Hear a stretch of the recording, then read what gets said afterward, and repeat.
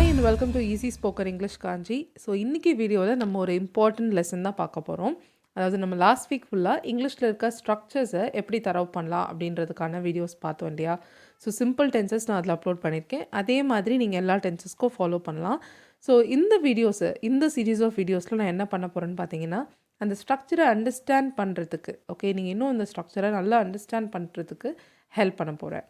Okay, so நீங்கள் இப்போ தமிழில் பார்க்குற மாதிரி இந்த மாதிரி sentences are you come, she speak, they are explained, இந்த மாதிரி சென்டென்சஸ் நிறைய பேர் யூஸ் பண்ணுறோம்.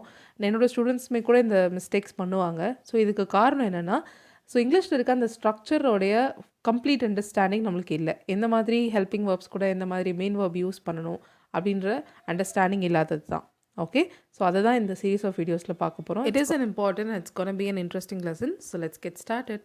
இந்த வீடியோவில் நம்ம ஆம், இஸ், ஆர் இதோட ஸ்ட்ரக்சர்ஸ் தான் டீட்டெயிலாக பார்க்க போகிறோம். இது கூட வேர்பை எந்த மாதிரிலாம் யூஸ் பண்ணலாம் அப்படின்றத பார்க்க போகிறோம். ஃபர்ஸ்ட் ஆம் பாருங்கள். வேர்ப் ப்ளஸ் ஐஎன்ஜி யூஸ் பண்ணலாம் ஆம்க்கு அப்புறமா, இல்லை V3 ஃபார்ம் யூஸ் பண்ணலாம், இல்லை வேர்பே இல்லாமல் ஆட்ஜெக்டிவ்ஸ் ஒரு அட்வர்ப்ஸ் யூஸ் பண்ணலாம். அதே மாதிரி தான் இஸுக்கும். Is plus verb plus I N G, is plus V3 form, is plus adjectives ஒரு அட்வர்ப்ஸ். அதே மாதிரி தான் ஆருக்கும். Verb plus I N G, V3 and adjectives ஒரு அட்வர்ப்ஸ். ஓகே, ஸோ இந்த ஆம், இஸ், ஆர் கூட வேர்ப் ப்ளஸ் ஐஎன்ஜி சேர்க்கும் போது அது ப்ரெசன்ட் கண்டினியூஸ் ஃபார்மாக இருக்கும். கரெக்டாக? ப்ரெசன்ட் கண்டினியூஸ் டென்ஸில் ஐக்கு ஆம், வியூதேக்கு ஆர், ஹீ ஷீட்டுக்கு இஸ், வேர்ப் ப்ளஸ் ஐஎன்ஜி சேர்த்து நம்ம யூஸ் பண்ணலாம். அடுத்தது ஆம், இஸ், ஆர் கூட V3 form, that is past participle form வரும்போது சிம்பிள் ப்ரெசன்ட்டுடைய பாசிவ் வாய்ஸ் ஸ்ட்ரக்சர் இது. கரெக்ட்? சிம்பிள் ப்ரெசன்ட் டென்ஸில் I am V3, we you they are V3, that is past participle, he she it is past participle. Correct? அப்படின்னா என்னது? ரெகுலராக ஒரு விஷயம் நடக்குது அப்படின்றத பாசிவ் வாய்ஸ் ஃபார்மில் சொல்கிறதுக்கு. கரெக்டாக? ஸோ இதெல்லாமே நம்ம டீட்டெயில்டாக எக்ஸாம்பிள்ஸ் பார்க்க போகிறோம். So don't worry. அடுத்தது ஆம், இஸ், ஆர் இது கூட ஆட்ஜெக்டிவ்ஸ் ஒரு அட்வர்ப்ஸ் யூஸ் பண்ணலாம். எப்படின்னா, ஸோ சப்ஜெக்ட், அதாவது am, I, we, you, they, he, she, it இதெல்லாம் எங்கே இருக்குது, எப்படி இருக்குது, என்னவா இருக்குது, யாராக இருக்குது, இந்த லெசன் நான் டீட்டெயில்டாக ஒரு வீடியோவில் சொல்லியிருக்கேன். மேலே லிங்க் இருக்குது, கண்டிப்பாக பாருங்கள். ஸோ இந்த மாதிரி 4 கொஷின்ஸ்க்கு ஆன்சர் பண்ணும்போது தான் இந்த ஸ்ட்ரக்சரை நம்ம யூஸ் பண்ணுவோம். ப்ரெசன்ட் ஃபார்மில் ஆம், இஸ், ஆர் யூஸ் பண்ணுறோம். கரெக்ட்? ஸோ இந்த வீடியோவில் நான் ஆம், இஸ், ஆர் பற்றி மட்டும் சொல்கிறதுனால இதை மட்டும் சொல்லியிருக்கேன். கரெக்டாக? ஸோ ஐ ஆம் அட்ஜெக்டிவ், அதாவது ஐ ஆம் அ டீச்சர், ஐ ஆம் டயர்ட், இந்த மாதிரிலாம் இருக்கும். ஓகே, இப்போ டீட்டெயிலாக எக்ஸாம்பிள்ஸ் பார்க்கலாம். ஸோ ஃபர்ஸ்ட் ஆம் உடைய ஸ்ட்ரக்சர்ஸ் பார்க்கலாம். ஆம் கூட வேர்ப் ப்ளஸ் ஐஎன்ஜி சேர்க்கும் போது நான் ஏற்கனவே சொன்ன மாதிரி ப்ரெசன்ட் கண்டினியூஸ் ஃபார்ம் இல்லையா. ஐ ஆம் வாட்சிங் அப்படின்னா என்ன அர்த்தம்? நான் பார்த்துட்ருக்கேன், நான் கண்காணித்து கொண்டு இருக்கிறேன் அப்படின்ற மாதிரி. ஐ ஆம் வாட்சிங் த கிட்ஸ், ஐ ஆம் வாட்சிங் யூ, இப்படிலாம் சொல்லலாம். ஓகே, ஸோ இதுவே ஐ ஆம் கூட V3 வந்ததுன்னா அதுக்கு என்ன அர்த்தம்? ஐ ஆம் வாட்ச்ட் அப்படின்னு சொல்ல முடியுமா? சொன்னால் என்ன அர்த்தம்னா பாசிவ் வாய்ஸ், நான் சொன்ன மாதிரி சிம்பிள் ப்ரெசண்ட்டுடைய passive voice form. So I am வாட்ச்டுனா நான் கண்காணிக்கப்படுகிறேன். நம்ம பேச்சு வழக்கில் நான் கண்காணிக்கப்படுகிறேன்னு சொல்ல மாட்டோம். என்ன கண்காணிக்கிறாங்க, யாரோ பண்ணுற மாதிரி சொல்லுவோம். அப்படி தான் நம்ம பாசிவ் வாய்ஸை பேச்சு வழக்கில் யூஸ் பண்ணுறோம். கரெக்டாக? ஸோ ஐ ஆம் வாட்ச்ட் பை தெம் அப்படின்னு சொன்னால் அவங்க என்னை எப்போவுமே கண்காணிக்கிறாங்க. சிம்பிள் ப்ரெசன்ட்னால ரொட்டீன் ரெகுலர் ஆக்ஷன்ஸ் இல்லையா. ஸோ அவங்க என்னை எப்போவுமே கண்காணிக்கிறாங்க, அந்த மாதிரி அர்த்தம் வரும். I am watched by them all the time. So எப்போவுமே நான் அவர்களால் கண்காணிக்கப்படுகிறேன். பேச்சு வழக்கில் சொன்னோன்னா அவங்க எப்போவுமே என்ன வாட்ச் பண்ணுறாங்க அப்படின்னு அர்த்தம். ஓகே, ஸோ இந்த வேர்ப் இந்த சப்ஜெக்ட் கூட ஐஎன்ஜி ஃபார்ம்லேயும் மீனிங் தருது, V3 ஃபார்ம்லேயும் மீனிங் தருது. ஐ ஆம் வாட்சிங்னு சொன்னால் வேறு மீனிங், நான் பார்த்துட்ருக்கேன், நான் தான் அந்த ஆக்ஷனை செய்கிறேன். ஐ ஆம் வாட்ச்டுன்னு சொல்லும்போது நான் அந்த ஆக்ஷனை செய்யலை, வேறு யாரோ எனக்கு அந்த ஆக்ஷனை பண்ணுறாங்க. So passive voice. Okay, so இப்போ இந்த எக்ஸாம்பிள் பாருங்கள். ஐ ஆம் ஸ்பீக்கிங், ஐ ஆம் ஸ்போக்கன். ஓகே, ஸோ ஐ ஆம் ஸ்பீக்கிங்னா உங்களுக்கு தெரியும் ப்ரெசன்ட் கண்டினியூஸ், நான் பேசிக்கிட்டு இருக்கேன், நான் பேசிக்கொண்டு இருக்கிறேன். கரெக்ட்? ஸோ ஐ ஆம் ஸ்போக்கன்னா கரெக்டாக இருக்குங்களா? ஸோ ஆம் பக்கத்தில் V3 ஃபார்ம் போட்டிருக்கோம். அப்போ அது சிம்பிள் ப்ரெசன்ட்டுடைய பாசிவ் வாய்ஸ் ஃபார்ம். அப்போ அதுக்கு தமிழில் என்னென்னா நான் பேசப்படுகிறேன். நான் பேசப்படுகிறேன்னு சொல்லும்போது தமிழ்லேயே அந்த சென்டென்ஸ் வந்து டசன்ட் மேக் எனி சென்ஸ். அதே மாதிரி தான் இங்கிலீஷ்லேயும் அது ஒரு மீனிங் தராத மாதிரி இருக்குது. பட் அந்த சப்ஜெக்ட்டை நான் கொஞ்சம் சேஞ்ச் பண்ணுறேன். ஐ ஆம்னு அந்த ஐன்ற சப்ஜெக்ட் எடுத்துகிட்டு நான் வேறு ஒரு சப்ஜெக்ட் போடுறேன். இங்கே பாருங்கள், this language is spoken everywhere அப்படின்னு சொல்கிறேன். திஸ் லாங்குவேஜ்க்கு ஆம் போட முடியாது, இஸ் தான் ஹெல்பிங் வேர்பாக யூஸ் பண்ணோம். So this language is spoken எவ்ரிவேர்னு என்ன அர்த்தம்? பேசப்படுகிறது, இந்த மொழி எல்லா இடங்களிலும் பேசப்படுகிறது அப்படின்னு அர்த்தம். ஸோ நான் பேசப்படுகிறேன்னு சொன்னால் தப்பு. அதுவே மொழி பேசப்படுகிறதுன்னு சொல்லும்போது கரெக்டாக இருக்குது இல்லையா? ஸோ சப்ஜெக்ட்டுக்கு ஏற்ற மாதிரி இந்த ஸ்ட்ரக்சர் கரெக்டாக தப்பான்றது சேஞ்ச் ஆகும். ஓகே, ஸோ இப்போ நெக்ஸ்ட் இஸ்க்கான எக்ஸாம்பிள்ஸ் பார்க்கலாம். He is dancing, he is danced. Correct. So he is டான்சிங்னா அவன் டான்ஸ் ஆடிக்கிட்டு இருக்கான், அவன் ஆடிக்கிட்டு இருக்கான் அப்படின்னு சொல்கிறோம். ஹீ இஸ் டான்ஸ்டுனா அவன் ஆடப்படுகிறான்னு வரும். ஸோ அப்போ இது கண்டிப்பாக தப்பு தான் இல்லையா? ஸோ இப்போ இங்கே ஹீக்கு பதிலாக வேறு ஏதாவது சப்ஜெக்ட் யூஸ் பண்ணி பார்க்கலாம். திஸ் ஸ்டைல் ஆஃப் டான்ஸ் அப்படின்ற சப்ஜெக்ட் எடுத்திருக்கேன். அதாவது இந்த வகையான நடனம் is usually danced this way.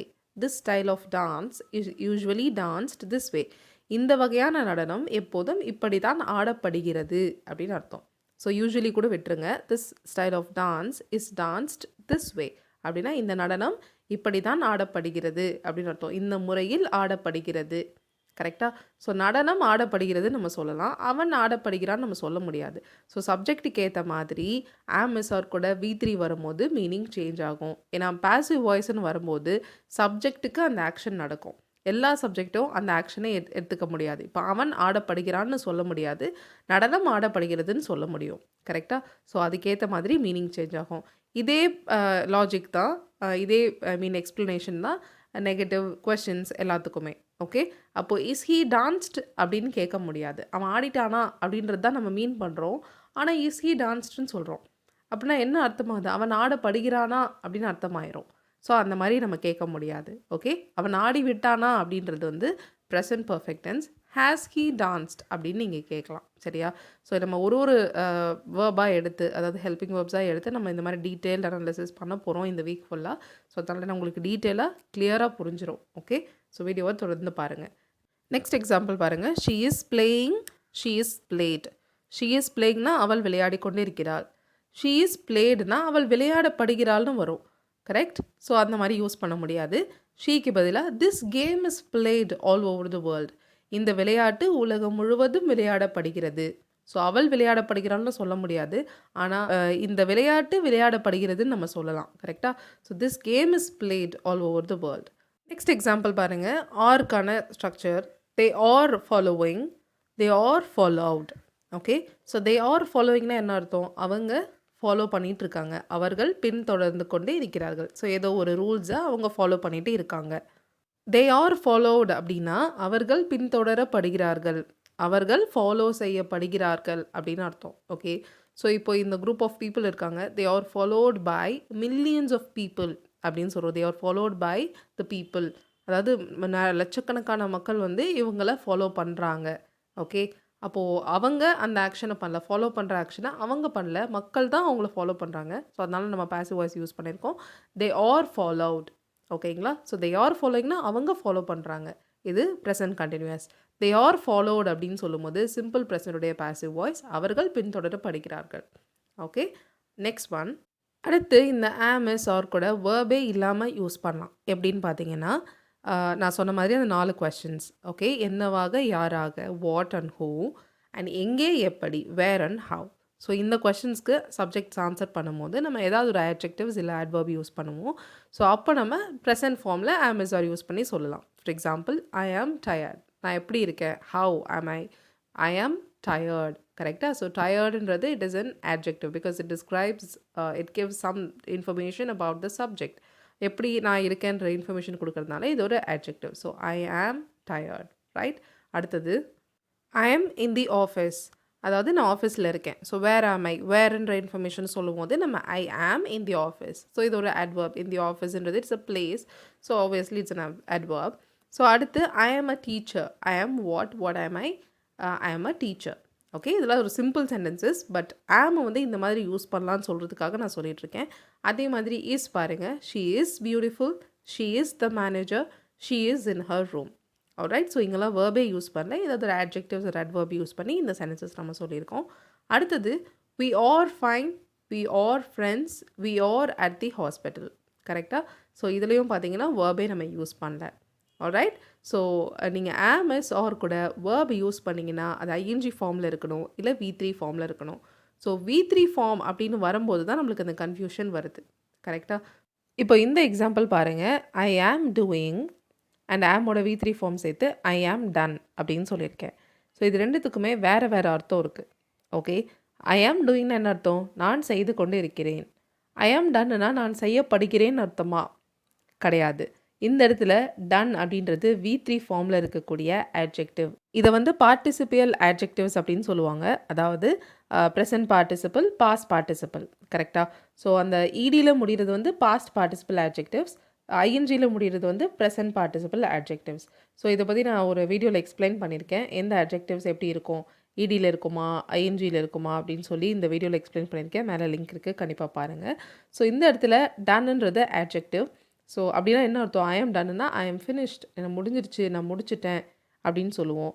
Sometimes இது நெகட்டிவ் கான்டெக்ஸ்டில் என்னால் முடியாது இதுக்கு மேலே, ஐ ஆம் டன் வித் திஸ் பிளேஸ், ஐ ஆம் டன் வித் சம்படி, ஐ ஆம் டன் வித் சம்திங், இப்படிலாம் சொல்லுவோம். அதாவது அதுக்கு மேலே அந்த பிளேஸ்லேயோ அந்த பர்சன் கூடயோ நம்மளால் இருக்க முடியாது அப்படின்ற மாதிரி சொல்கிறதுக்கு I am finished with someone or something அப்படின்னு சொல்கிறதுக்கு தான் ஐ ஆம் டன் அப்படின்னு சொல்கிறோம்.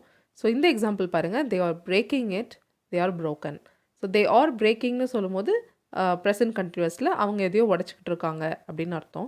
தே ஆர் broken அப்படின்னு சொல்லும்போது இந்த இடத்துல இது broken அப்படின்றது பாஸ்ட் பார்ட்டிசிபிள் ஃபார்மில் இருக்கக்கூடிய adjective. ஓகே, ஸோ இதுக்கு ஒரு டிஃப்ரெண்ட் மீனிங். அவங்க எப்படி இருக்காங்க அப்படின்றத சொல்லுது இல்லையா, அதனால தான் இது adjective. ஆனால் broken அப்படின்ற வேர்டு யூஸ் பண்ணியிருக்கோம். ஸோ broken, someone is brokenன்னு சொல்லும்போது someone is emotionally, okay, mentally week, ஏதோ ஒரு ஹர்ட் ஆயிருக்காங்க, யாராலேயோ வந்து அவங்க ஹர்ட் ஆயிருக்காங்க அப்படின்னு அர்த்தம். ஓகேயா? ஸோ brokenன்னு சொல்லாமல் broken கூட சொல்லுவோம். அப்படி சொல்லும்போது someone is out of money, அவங்கக்கிட்ட காசு இல்லை, அவங்க கொஞ்சம் திடீர்னு வந்து காசு இல்லாமல் ஆயிடுச்சு, புவர் ஆயிட்டாங்க அப்படின்ற மாதிரி அர்த்தம். All right, that's all to do with today's lesson. இந்த வீடியோ லெசனில் நம்ம ஆம், இஸ், ஆரை எந்த மாதிரிலாம் யூஸ் பண்ணலாம் இங்கிலீஷ் ஸ்ட்ரக்சரில் அப்படின்றத பார்த்தோம். ஸோ இங்கே நான் ஒரு 5 கொஸ்டின்ஸ் கொடுத்துருக்கேன். ஃபர்ஸ்ட் அதை ரீட் பண்ணலாம். அவள் கிளாஸ் எடுத்துகிட்டு இருக்கா. ஓகே, அவளை வாரத்துக்கு ஒரு முறை ஹாஸ்பிட்டல் கூட்டிகிட்டு போவாங்க. ஸோ செகண்டாக இந்த கொஷின் வந்து பார்த்தீங்கன்னா பாசிவ் வாய்ஸில் ட்ரை பண்ணுங்கள். ஓகே, கூட்டிகிட்டு போகிறாங்க, யாரோ கூட்டிகிட்டு போகிறாங்க அவளை இல்லையா. ஸோ ஷீ இஸ் டேக்கன் அப்படின்றத வச்சு ட்ரை பண்ணுங்கள். அடுத்து அவள் ரொம்ப பொறுமைசாலி. ஸோ ஷீ இஸ் வாட், அதை நீங்கள் எழுதுங்க. அடுத்தது அவன் ஆன்சர்ஸ் கொடுத்துட்டு இருக்கான், அவன் ஆன்சர்ஸை வந்து கொடுத்து கொண்டு இருக்கிறான் அப்படின்னு சொல்கிறோம். அவனுக்கு எப்போதும் ஆன்சர்ஸை டெஸ்ட்டுக்கு முன்னாடியே கொடுத்துட்றாங்க. ஸோ அவனுக்கு கொடுத்துட்றாங்க. ஸோ இதை நீங்கள் பாசிவ் வாய்ஸில் எழுதணும். Okay, so I've tried to give questions in such a way that one is in present continuous and the other one is in passive form. So அப்படி தான் நான் கொடுத்துருக்கேன். ஒன்று present continuous, one passive form, and ஒன்று நடுவில் இருக்க அந்த she is, ஐ மீன் அவள் ரொம்ப பொறுமைசாலின்னு சொல்கிறது அட்ஜெக்டிவ் யூஸ் பண்ணுற மாதிரி. அண்ட் அடுத்தது ப்ரெசன்ட் கண்டினியூஸ் அண்ட் பாசிவ். கண்டிப்பாக ட்ரை பண்ணி உங்களோட ஆன்சர்ஸை கீழே காமெண்ட் பண்ணுங்கள். Very simple. இது வந்து ஒரு பிகினர் லெவல் லெசன் தான். ஓகே, பட் நிறைய பேர் பெரிய சென்டென்சஸ் ட்ரை பண்ணுறோம், பட் இந்த பேசிக் மிஸ்டேக்ஸ் பண்ணுறோம். ஸோ அதுக்காக இந்த லெசன். ஓகேங்களா? So thank you so much for watching this video till then. I'll see you all in the next video. Till then, take care and bye.